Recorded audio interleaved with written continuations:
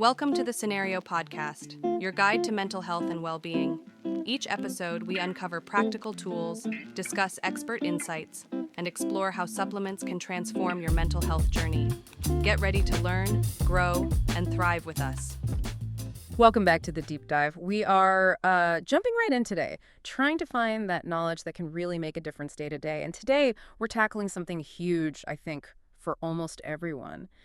That constant background hum of anxiety and, the overthinking that just drains you. We've looked at a bunch of research, practical guides too, all focused on guided meditation, but not in a, abstract way, more as a practical tool, something for relief right now.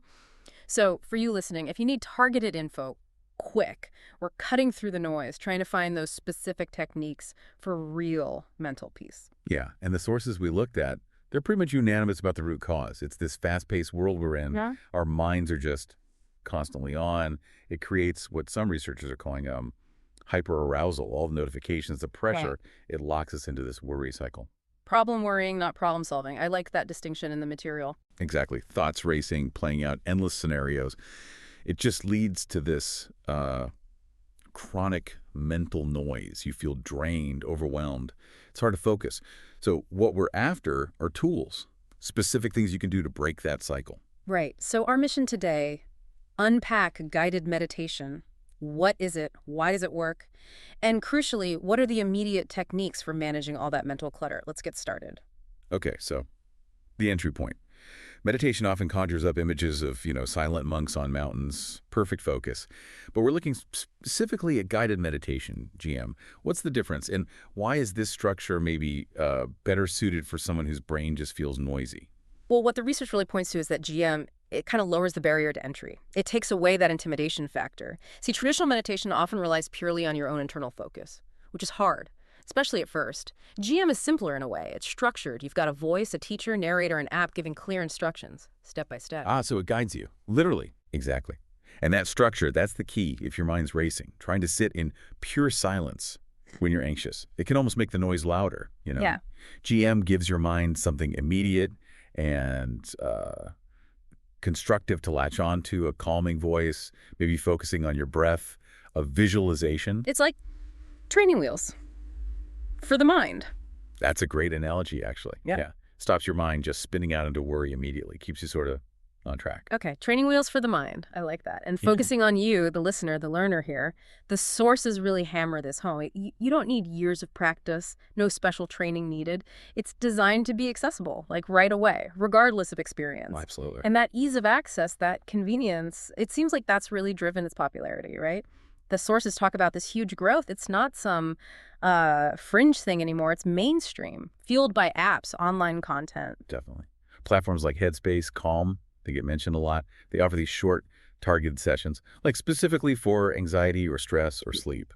And even things like YouTube channels, right? The Honest Guys came up.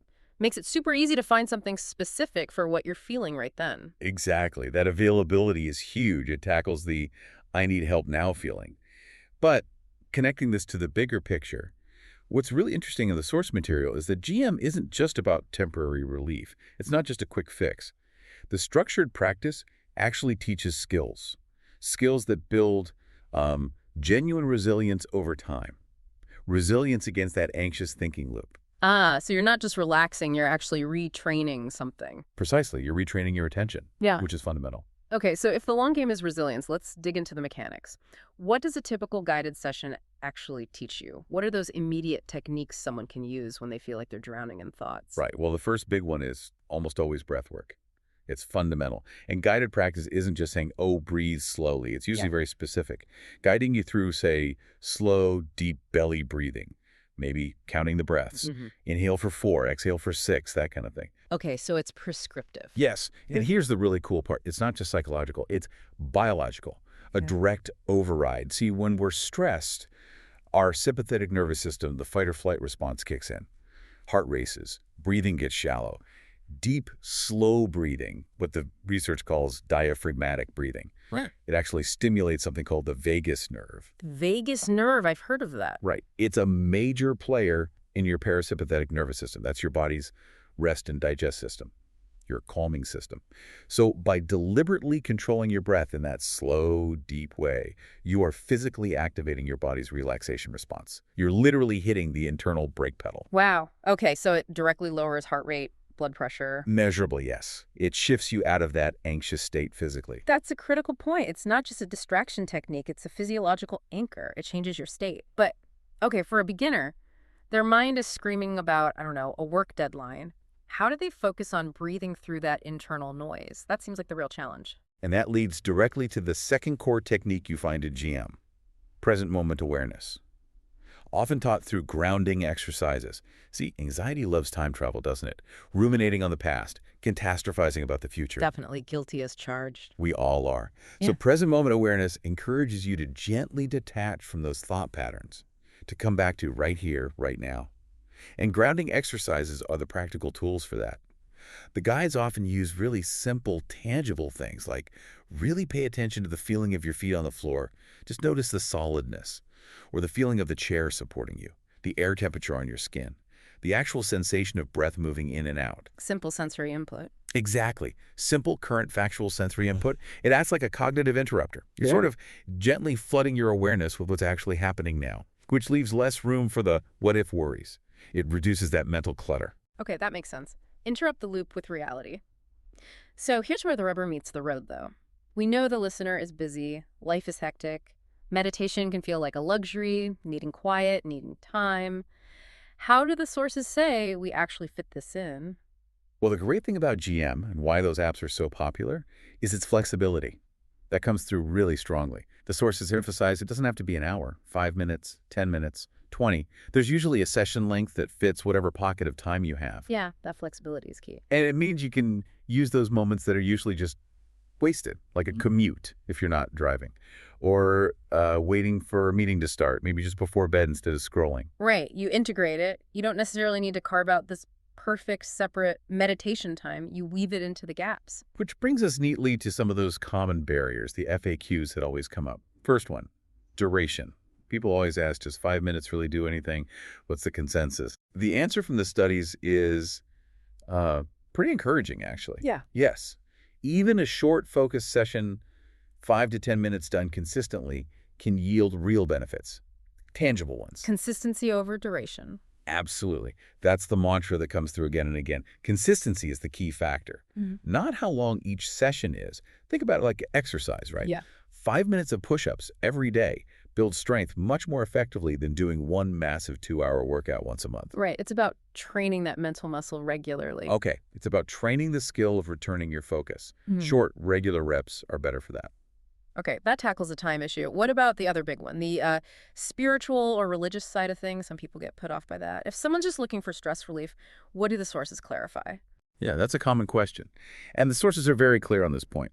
While meditation absolutely has deep roots in various ancient spiritual traditions, Buddhism, Hinduism, etc., the way it's widely practiced today, especially for mental health, it's presented and used as a purely secular activity. It's framed as a mental exercise, focused on well-being, cognitive skills, stress reduction. It's explicitly separated from any required religious belief or doctrine in these contexts. So you can take the technique without needing the theology, essentially. Exactly. It's a tool for the mind. Okay. Now, let's get into maybe the deepest, most subtle point. You touched on it earlier. The biggest frustration for beginners.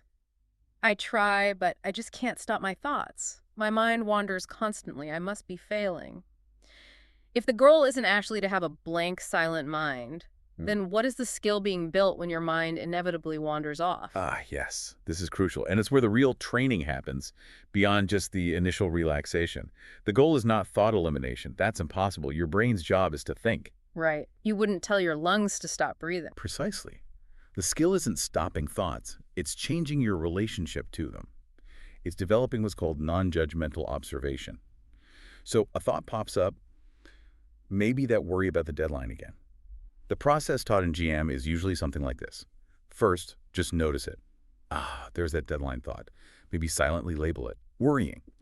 Then, and this is the key, gently, without criticizing yourself for having the thought, guide your focus back to your anchor, which is usually the breath, or the guide's voice. Gently, without judgment. That sounds hard. It is hard at first, But that act of noticing you've wandered and gently returning your focus, that is the core mental repetition. That's the push-up for your attention muscle. Okay, wait. If you're just observing the thought, like, oh, there's that catastrophic deadline thought, and then returning to the breath, isn't that just avoiding the problem? How does observing the worry actually help solve the deadline issue in the real world? That's a really important question. It's not avoidance. It's about reducing the emotional charge of the thought. See, normally when that worry pops up, we grab onto it, right? We analyze it, criticize ourselves for feeling it, maybe just spiral into more worry. We engage with it intensely. That fuels the anxiety cycle. Right, it takes over. Exactly. Non-judgmental observation creates a tiny bit of space, just a little distance between you and the thought. You start to recognize, okay, I'm having this thought rather than I am this overwhelming worry. It lessens the thought's power to immediately trigger your stress response. By practicing that gentle return again and again, you're literally building new neural pathways that favor attention control over automatic reactivity. Ah, so you're training yourself not to get instantly hijacked by every stressful thought. Precisely. It gives you the mental clarity, the calm, to then approach that real-world deadline from a more strategic, less panicked place later on. You deal with the feeling first, so you can deal with the task more effectively. Okay, that clicks. It's about managing the internal reaction to free up capacity for external action. So, wrapping this up then, what's a big takeaway for you, the listener? Guided meditation seems to offer this really structured, science-backed path for managing anxiety and overthinking. It gives you immediate tools, physical ones like breath work, triggering the relaxation response, and mental ones like grounding and that non-judgmental observation skill. Yeah, to recap, the sources really confirm that using these readily available resources, apps, videos, podcasts, whatever works for you, gives you access to powerful techniques. Techniques that offer immediate relief from that mental noise, yes, but also, through that consistent, maybe just 5-10 minute practice, build genuine long-term mental resilience. Regaining control over your attention, that seems to be the core benefit. It really is. In a world constantly vying for it, regaining some control over your focus, that's the key to finding a bit more peace. So we've heard consistency is crucial. We know the resources are out there, designed for busy lives, usable on the go. So the final thought we want to leave you with, drawing from all this practical advice, is think about your own daily routine. Where is there one small window of time, maybe 5 minutes, when you usually just scroll or wait for the kettle, or during your commute? Which single small window could you consciously claim, starting today, to begin experiencing this shift, to start training that focus? Just start small. Prioritize that consistency. And remember, you're not just relaxing in those few minutes. You're actively building a skill, building a pathway to a more peaceful, more balanced life, one breath at a time. Thanks for tuning in to the Scenario Podcast. Don't forget to visit scenario.com for more expert tips, articles, and supplements designed to support your mental health. If you enjoyed this episode, remember to subscribe and share it with a friend. Until next time, take care of yourself.